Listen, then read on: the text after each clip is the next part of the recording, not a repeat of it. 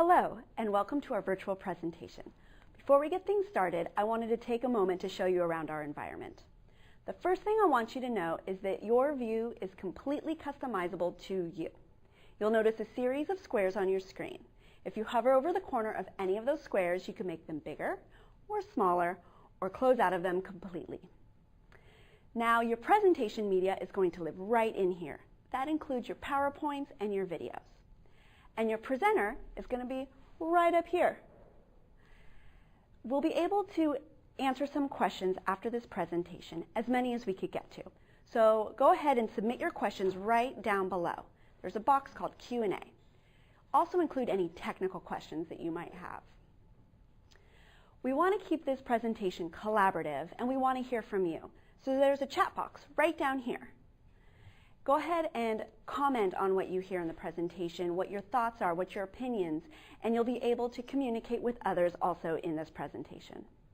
Now, if you've tinkered with your view and you really don't like what it looks like anymore, we can help you out on that. As you'll notice, on the left-hand side, there's some orange icons. At the very top, there's one with two arrows in a circle. Go ahead and click on that, and it'll restore your view to default. That's it. I think you have it all. With that, I am going to pass you on to our presenter. I hope you enjoy our virtual presentation. Hello, everyone, and welcome to the Journey to Digital. Tips on powering your course your way. The first session of today's web event. My name is Sharon Schwarzmiller, and I'm happy to be your moderator for this presentation today.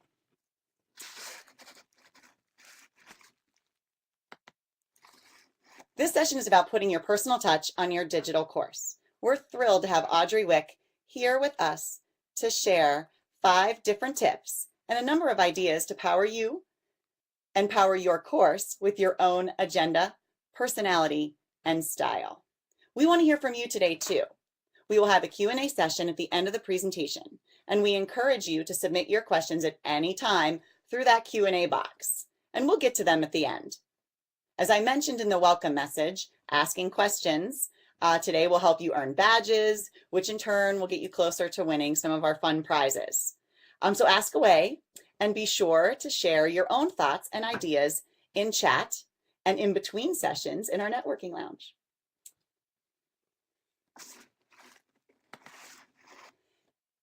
So, here to share her experience using digital and her tips for powering your course your way, we are thrilled to have Professor Audrey Wick.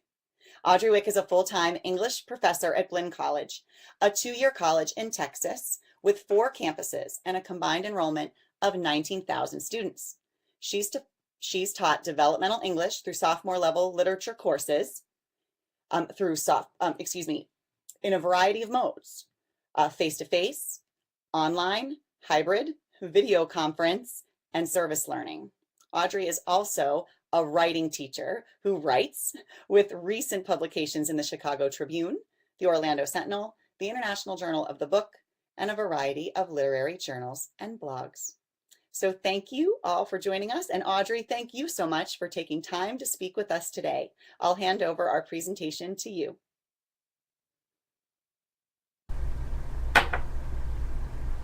Thank you so much, Sharon. It's a pleasure to be here, and I just want to do a quick sound check and make sure that my voice is coming across okay.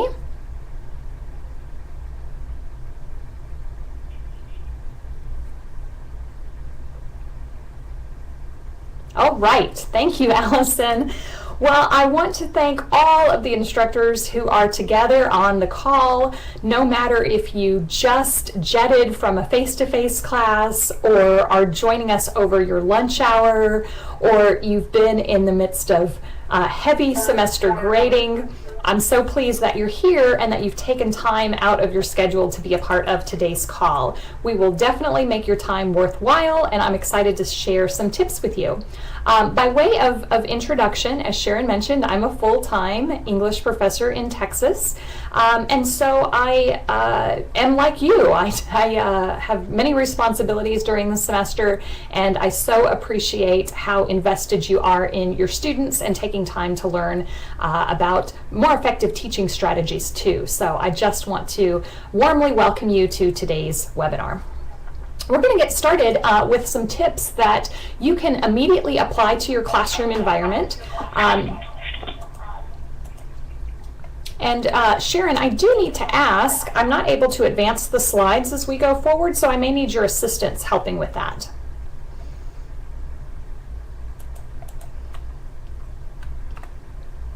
There we go. Okay, so we're going to dive right in. I have taught face-to-face, but I've taught in a variety of digital modes as well. And whenever I teach hybrid or online, I have to remind myself not to give into a digital paranoia that a lot of instructors have. I think oftentimes as instructors, we are subject matter experts, but we can have understandable trepidation about diving into a digital environment.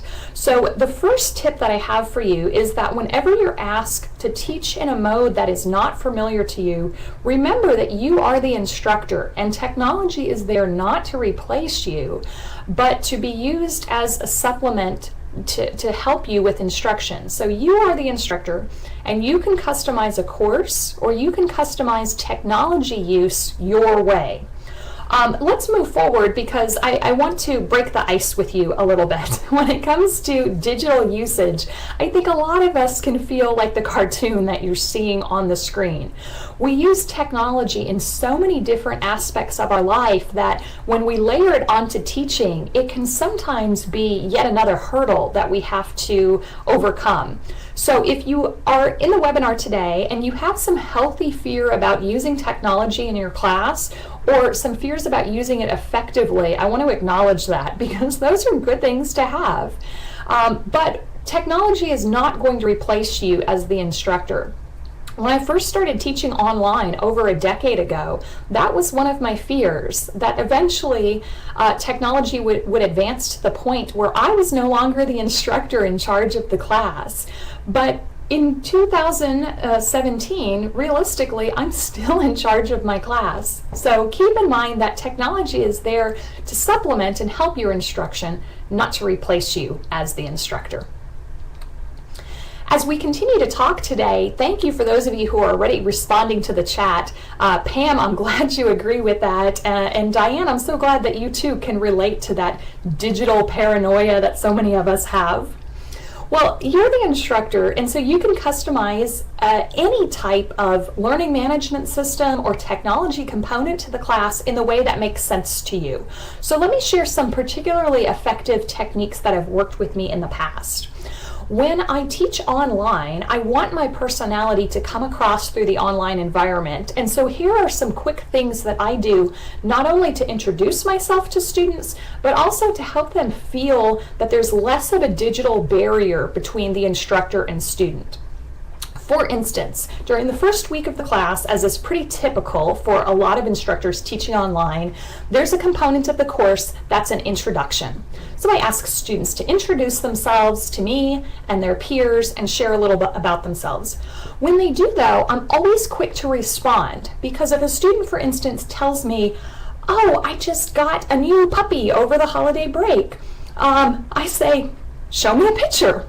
And oftentimes, just that very small outreach is enough for a student to get really excited and say, "Oh, here's a picture of my cute little pug like you're seeing on the screen." Or sometimes in a student introduction, a student will say something about his or her family. And so I try to respond to every student introduction with something personal to not only welcome the student to the class, but to let them know that I've actually read their introduction and am interested in what they have to say. So if a student tells me, "I'm a mother and I have an 8-year-old daughter," I might respond with something kind of quirky, like the image that you're seeing on the right.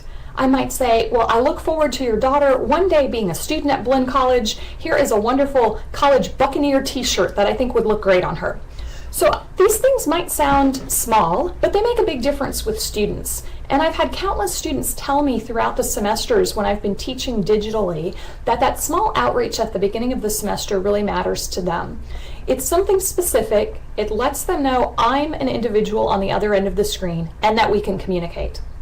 So if you do any type of student introductions, you may want to think about including a visual component, replying individually, or even giving the student introduction assignment a small twist. For instance, I will sometimes ask students not only to share information about themselves, but post a picture of your favorite place. Or when I teach a literature class, I may ask students, post a picture or a link to one of your favorite contemporary authors. And so it keeps us in the subject matter, but also allows students the digital space to share something personal. Icebreakers are another component that you can use in the online environment. So it can be a good way for you just to show a two-way street between an instructor and student. So in addition to perhaps just asking students to post an introduction, maybe send them on something like a digital scavenger hunt of your school. Have them explore, for instance, your college's online library site, or your college's Twitter or Facebook page, and share an interesting post or a helpful tutorial that they found. So icebreakers can work as well, not just in terms of getting students comfortable in the online environment, but also getting them comfortable at your college. So these are some strategies I've tried. And one other suggestion I have that's worked really well in the past is a virtual outreach with students. So in my online classes, I do ask students to individually email me the first week of the semester. And sometimes I'll ask for something generic, tell me your course major, share with me an email address that you check, just so we can make sure that that's working.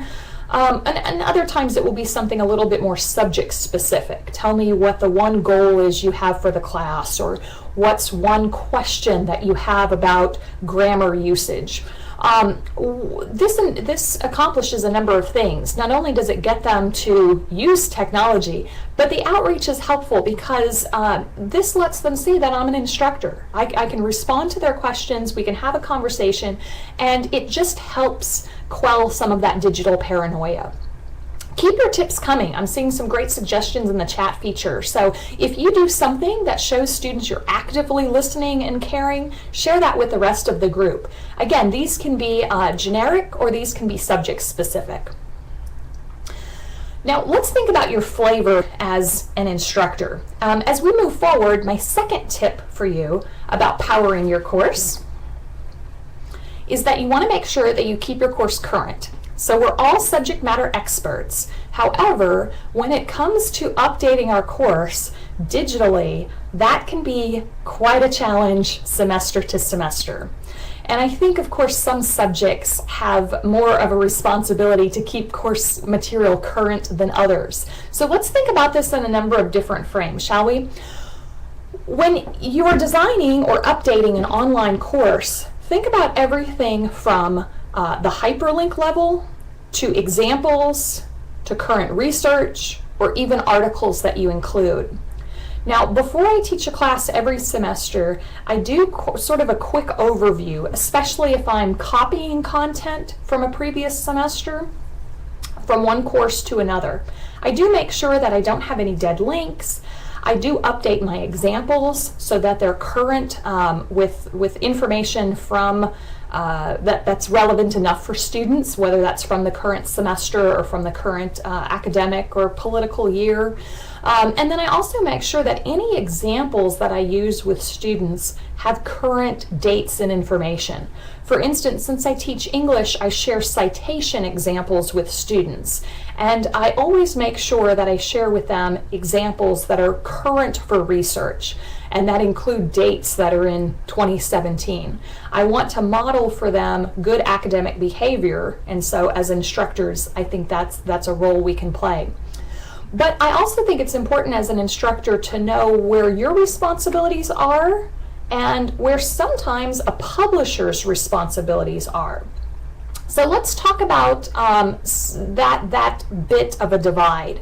On the next slide, you're going to see an image that was a particular challenge for me this fall.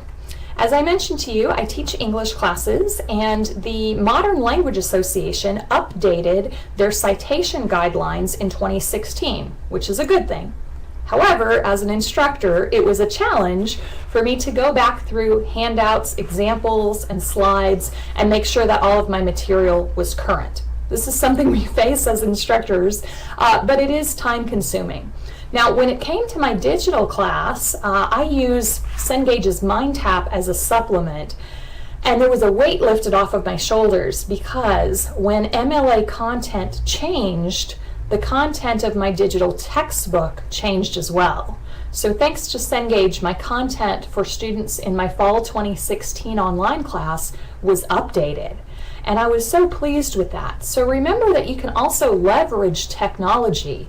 Publishers have a responsibility to keep their material current as well.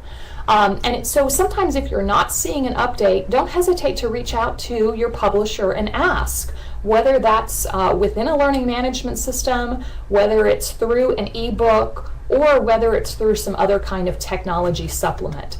Ask for help when you need it.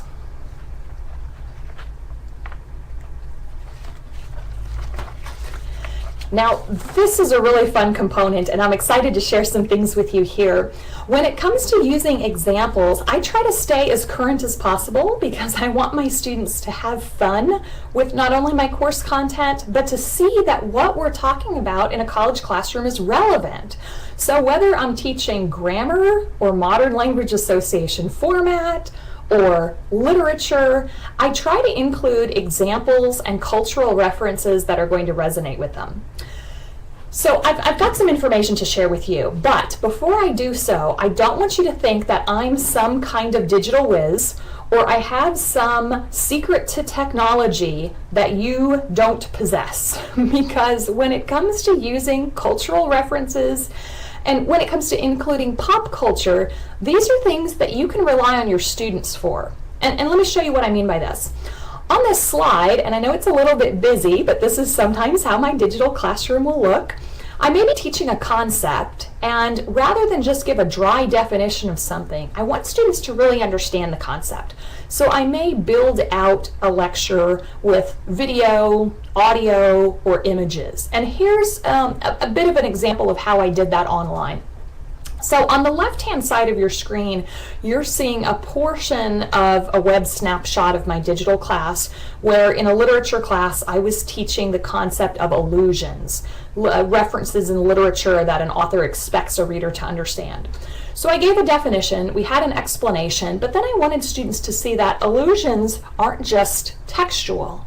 That when they're listening to pop songs, when they're watching films, when they're streaming something on Amazon or watching Netflix, they can come across allusions as well. And so I gave them some examples on the left-hand side of the screen with allusions from song, film, and television shows. And then I turned the tables on them and said, here are some examples of allusions. Now I want you to go find some and post them to our digital discussion board. And I wasn't quite sure what my students were going to find, but I was amazed. So not only were they bringing in songs to them that were current and introducing me to new artists, but depending on the age of the student, the geographical location of the student, we also got a wonderful variety of examples, even far greater than I had expected. So some students were bringing in cartoons, some were bringing in much older films, and it was a wonderful way for us to have a discussion about a concept that just came across very organically. Students also ask some really good questions. I hear this reference, but I'm not sure if it's actually a literary allusion or a political allusion, and so it allowed us to take a deeper dive into content. So this is something I used in my literature class. I do want to share with you something that I used with my freshman writing students. We use YouTube in class, and I'd be curious to know how many of you use YouTube or TeacherTube or TED Talks or some type of audio or visual component in your class, because I think there's an application in any subject matter. But sometimes my freshman students as writers have a hard time coming up with topics to write about. And I'm an instructor who likes to empower my students, so I really want them as writers to take ownership of their writing and come up with topics that are meaningful for them. So one activity I devised a few semesters ago was to take a popular pop song and play it for students in class. I can also do this digitally in my learning management system, but I share with them a YouTube, and I say, it doesn't matter if you've heard this song before or know this artist or not. we're all going to listen to this, and I want you to pay close attention to the words. So the first semester I did this, as you're seeing on the screen, I used pop artist Meghan Trainor's song, All About That Bass. And it was a song that I think all of my students knew, but hadn't really paid attention to the lyrics closely before. So after we listened to it, we brainstormed what were some of the subjects that came up in this song. So as you're seeing on the right-hand side of the screen, my students came up with all types of things. They commented on how this song is about female self-image, body consciousness, the supermodel effect. We talked a little bit about advertising and self-confidence. And so we brainstormed all of these important topics. And then from there, we were able to bridge from these topics into what would be a research question that you could use as a frame for an argumentative paper that you could actually do some academic research on. And we brainstormed these, and some of the ones that my students came up with you're seeing as well, about eating habits, advertising habits, the relationship between media and body image, or media and eating disorders. And so we were delving into some really important topics, and all of this came out of a short YouTube clip. Now, semester to semester, I've tried this activity again. I don't always use the same YouTube clip, but I listen to what my students say.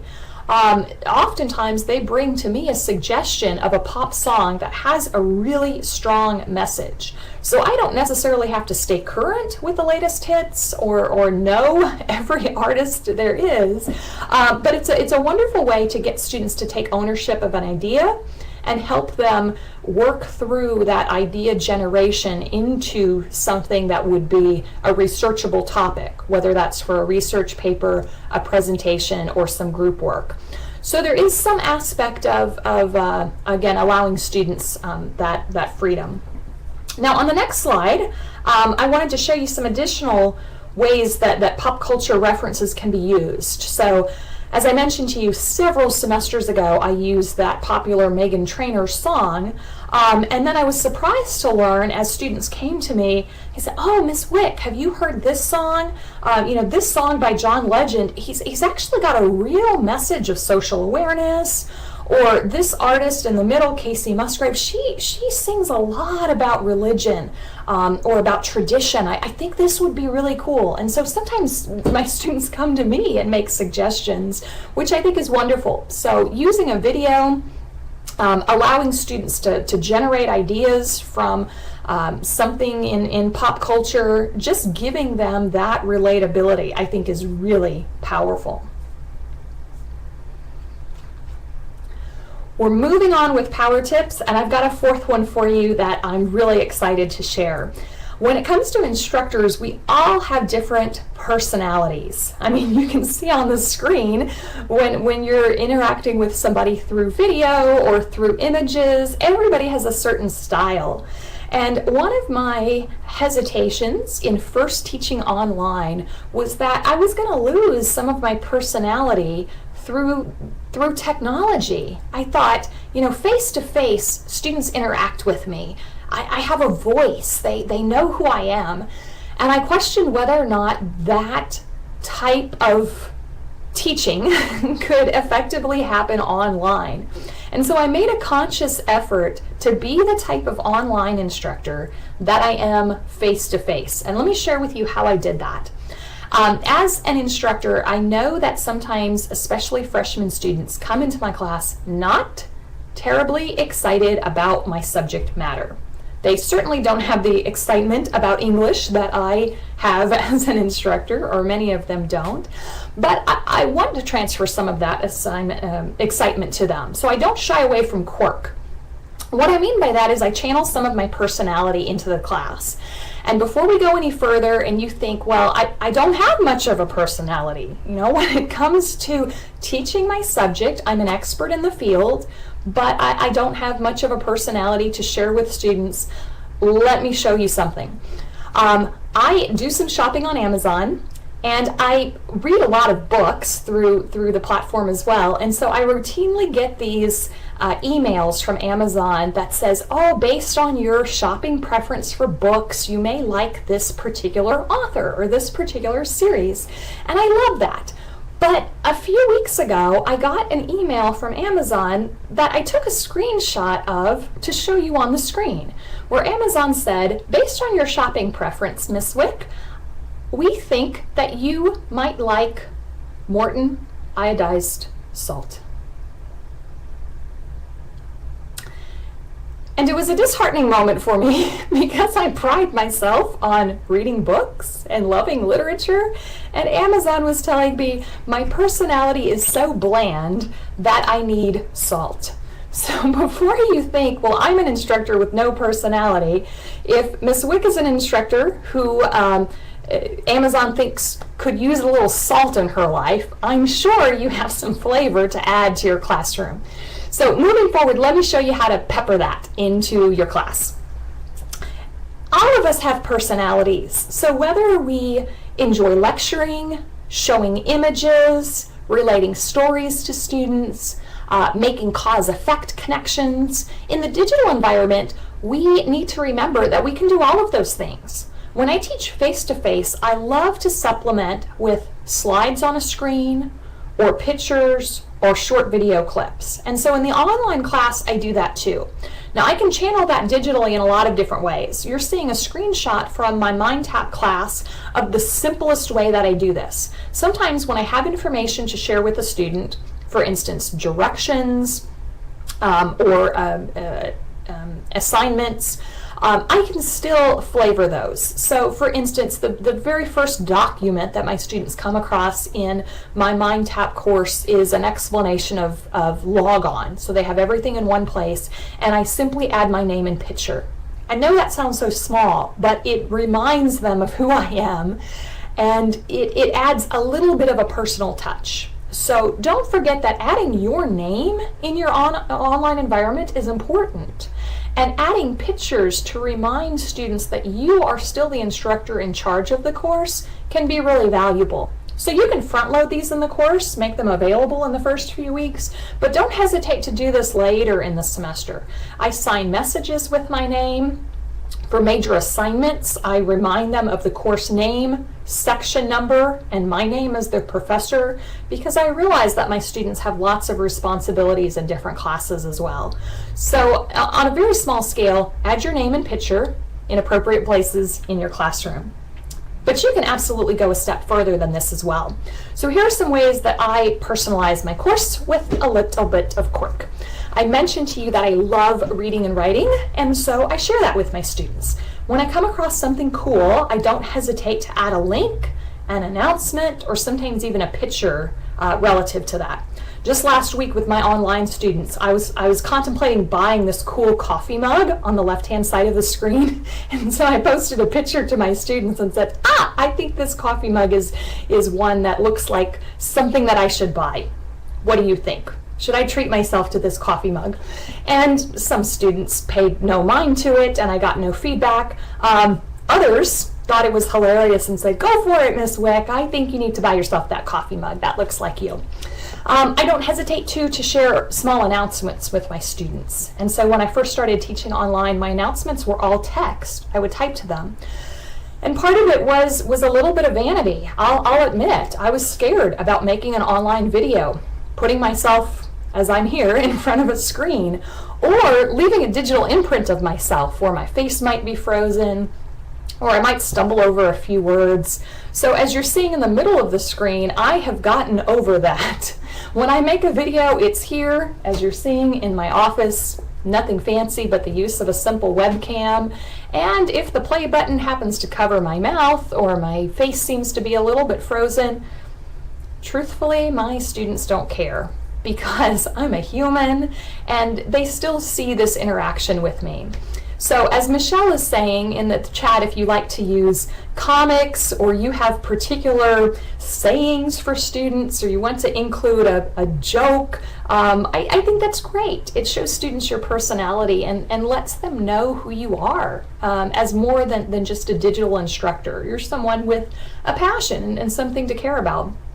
And the same is true on the right-hand side of the screen. You know, when I tell students we're starting our next essay assignment or the midterm is coming up, I can announce that through text, but I find kind of a fun way to set my course apart from perhaps their other courses. So I actually did this in my face-to-face class right before this webinar because I was giving my students a review for their upcoming midterm, and I put this on the screen, this ice cream sandwich with the line, you know, your midterm's coming up. It's like the delicious ice cream center of your semester, with no lead in.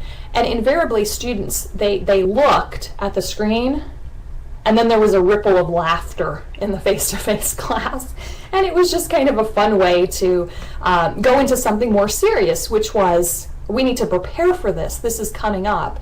So images, sharing something that's interesting to you, or sharing something in your discipline is powerful too.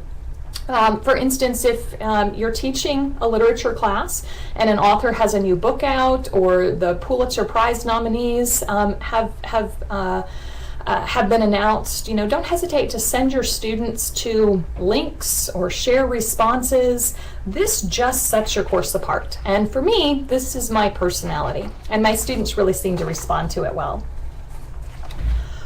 One additional way that I share my personality with students is in messages to them. And so sometimes I'll send out group messages to an entire class, sometimes small group messages to maybe students who are marginalized, and sometimes individual messages. So one way that I remind them of my personality are through these messages. So what you're seeing on the screen, and remember, feel free if you can't read any of this to make the text larger. You can hold your mouse over any of these windows and make this larger so you can see this.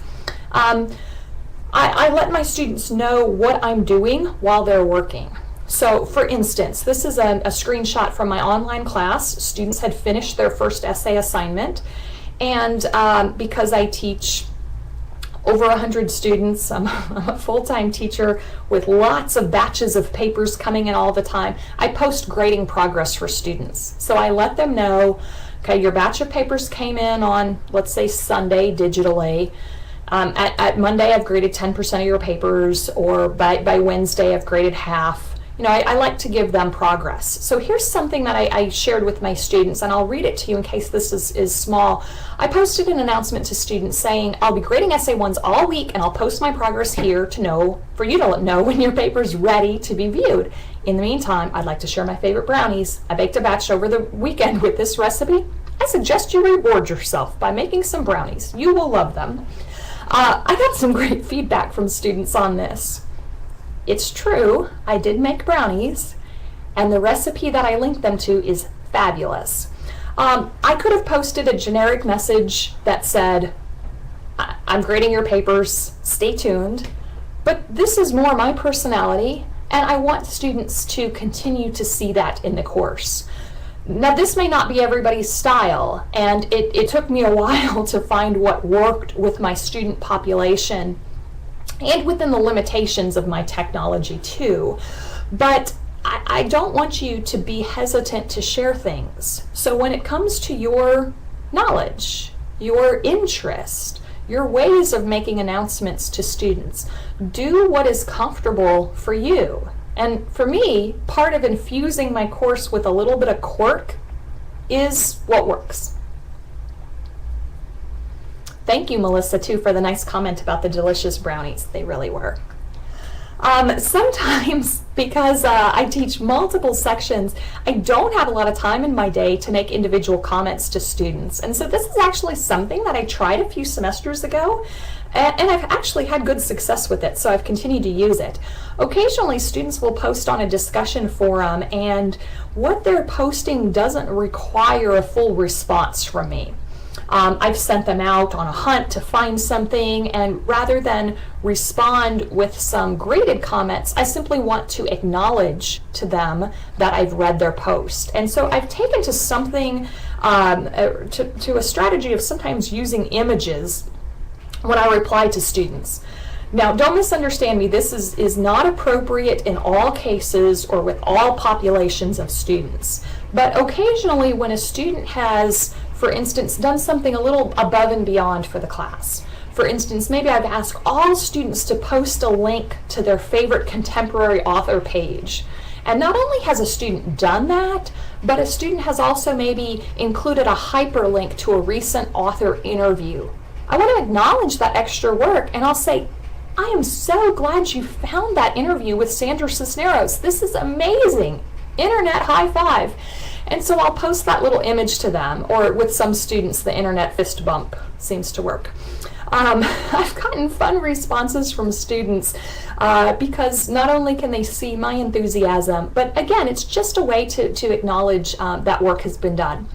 So if you're interested in doing this, you can find free images on a variety of internet sites to use. You could, of course, create your own in simple documents and recycle them semester to semester.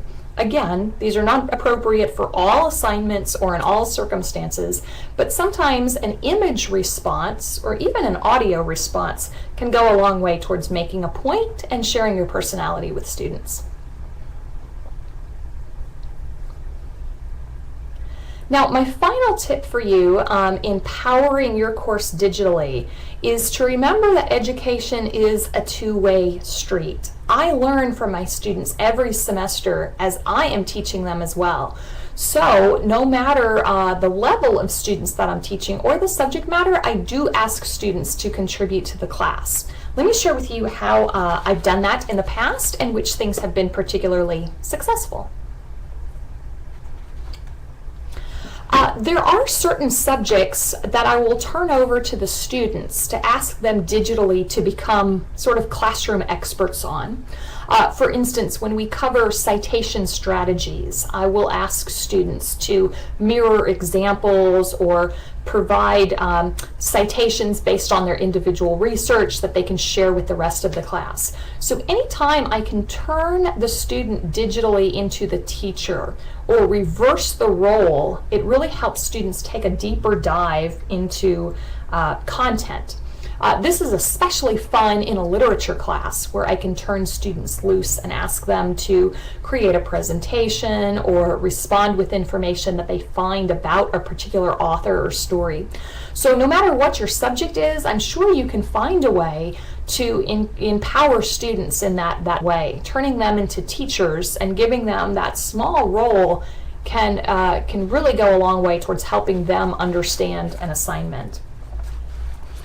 More specifically, one way is that I ask students to contribute to the class as well is to provide feedback. And so when it comes to, for instance, debriefing after our first major essay assignment, I will ask students, and I've done this in a variety of ways, either through email or through a survey or through the discussion board, to talk about the writing process. So for instance, after they get the first essay response back and they've had a chance to understand the process of research, we will sometimes have a discussion or I'll solicit feedback from them on what their pain points were or what they had the hardest time accomplishing. That not only lets me know digitally what they're struggling with on the other end of the screen, but it also lets me know what I can further infuse into the class. Maybe my students need more specific examples. Maybe the textual lecture I gave was not helpful and I need to make an audio lecture for them. Or maybe I just need to point them to different pages in their textbook. So feedback can come a lot of different ways. So don't hesitate, especially if you're a first-time digital instructor, to ask your students for their feedback in class, whether it's assignment specific, whether it's something related to technology, or whether it's even slightly outside of the course. I do this with our college library digitally. I make suggestions of databases for them to use and then ask them how that process went. Sometimes students will even suggest additional databases that they found that they think will be helpful for students. And so online, if you can give students a digital space for answering a poll, getting feedback, as Charles is mentioning in the chat, perhaps a bonus response or question. If you want to even incorporate just a little bit of extra credit for something, this can have power too. So no matter what stage of an instructor you are or what subject matter you have, I really think getting feedback from students can be quite valuable. So these were 5 quick tips to help you power your course no matter what stage of education you are in. But now I'd like to turn it over to you as experts. You know what your student population needs, you know what your students like, and you know what some of your strengths are. So in our time left on the webinar, let's open this up, shall we, Sharon, to some questions and answers. I know the Cengage team has been responding in text form to some of the questions which have been coming in, but I'd also like to hear some of the questions that you have. As an instructor, what are some things that you struggle with? Or perhaps I've mentioned something that hasn't worked well for you in the past, and you have a question about implementation. Don't hesitate to put that in the chat function, the Q&A box below your screen, and let's see what we can do to answer that.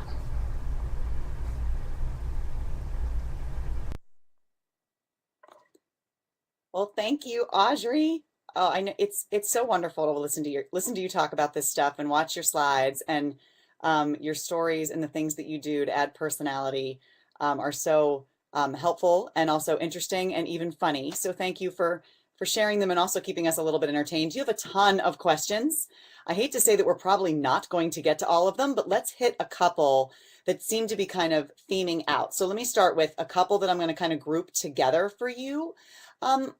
One is, let me see here. I just had it in front of me. There are so many. So one was really, how much time do you spend updating your course each week? And then the stuff that kind of goes with that is really, you know, how large are your classes? How do you keep up with all of that? And how do you respond to them? And do you find that online teaching requires a little bit more performance than face-to-face teaching? So those are the 3 kinds of questions I have for you to start, and I'll hand it back over to you to answer.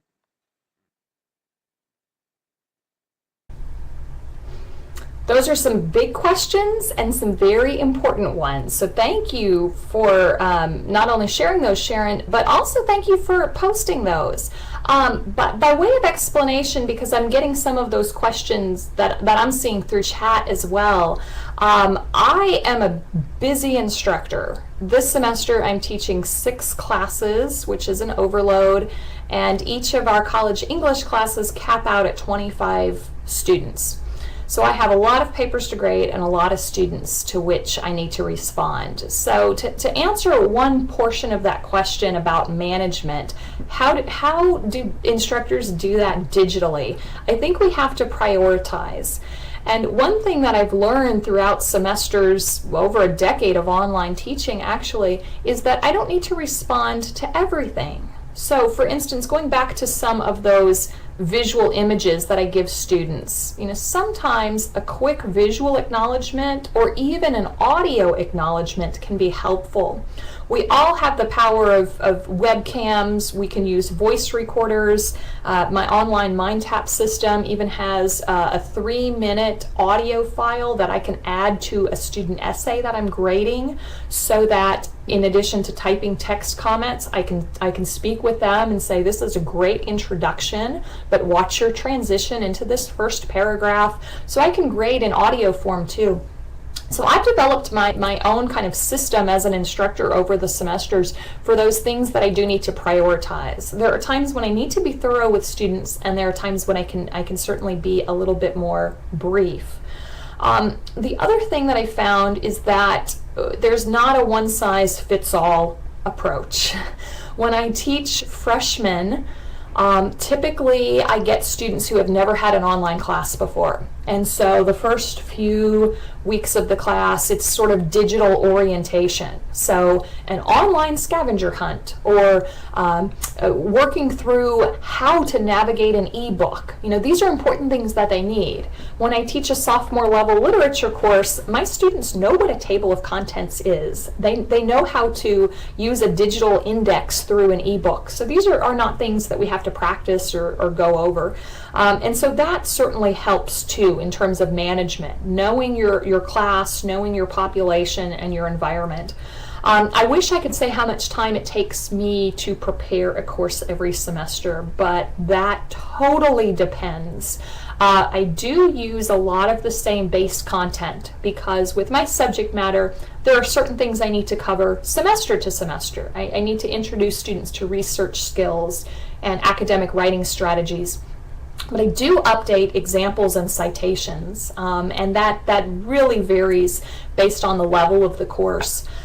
I'm also not an instructor who hesitates to make slight changes throughout the semester. So as something new comes up, as there's an update, I share that with students.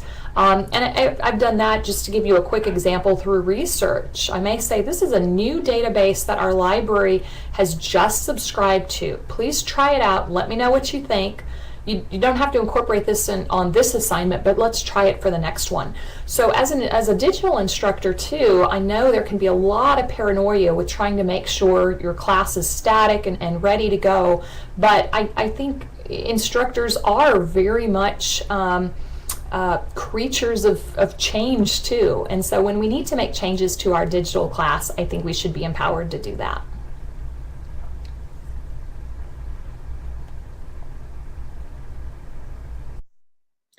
Well, great. And Audrey, you know what? I have to be honest, we're already over time, but I'm telling you, there's tons of questions in here. So I'm just going to pick 2 more for you to address briefly.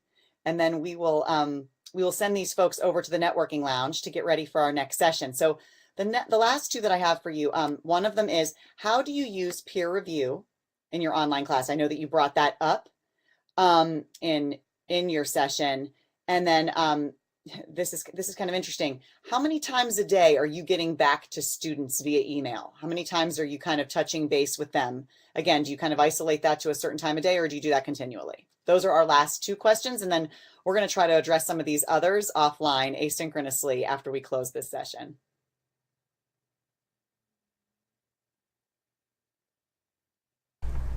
Oh, these are great, Sharon. The peer review question is one that I could talk about for hours because face-to-face peer review was nightmarish for me as an English instructor. There is valuable feedback to be had from peer review in an English class, but I'll lay it out there and say I was wildly unsuccessful as a face-to-face instructor with that. Digital tools have actually helped me because digitally I do let my students peer review and I keep a window open so that they can read a paper, reference their book, go back and make comments. And so a digital tool has actually been a wonderful way for me to make that assignment meaningful. So I use peer reviews and I use them all digitally. The amount of time I spend responding to students varies. I'm teaching this semester 3 online courses, and so I do pop into those online courses multiple times a day. This is also where I prioritize. But one tip that I have for you that may work is that in my digital space, I've created a weekly questions about this class for week 1 or questions about this class for week 2 discussion thread. So if a student has a non-pressing question that could be answered by anybody, they post it to that discussion thread. And what will sometimes happen is students respond to that more quickly than I do. So a student may ask on that discussion thread, what's the word count minimum again for this essay? And another student will respond, oh, remember that was in week 4, it's 700 words.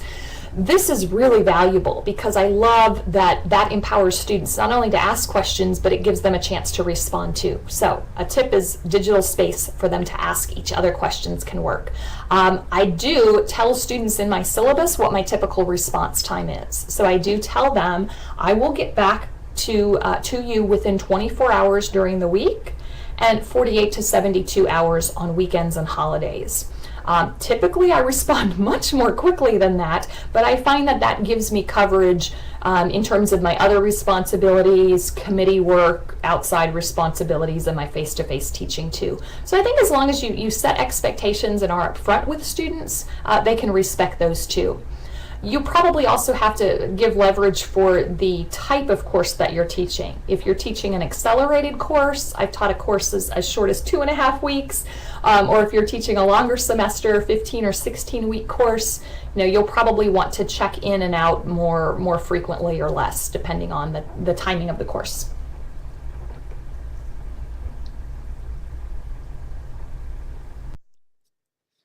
Well, Audrey, thank you. That was amazing. And you have the conversation that is going on here.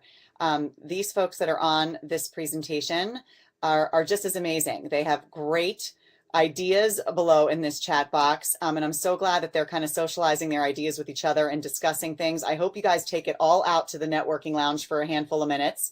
You can download Audrey's presentation as well as some other documents from the Download Resources tab at the bottom left of your screen. And we hope you'll take a moment or two to answer a brief exit survey from this session, just so we can learn if this was the right stuff, if you liked it, how can we make them more helpful for you?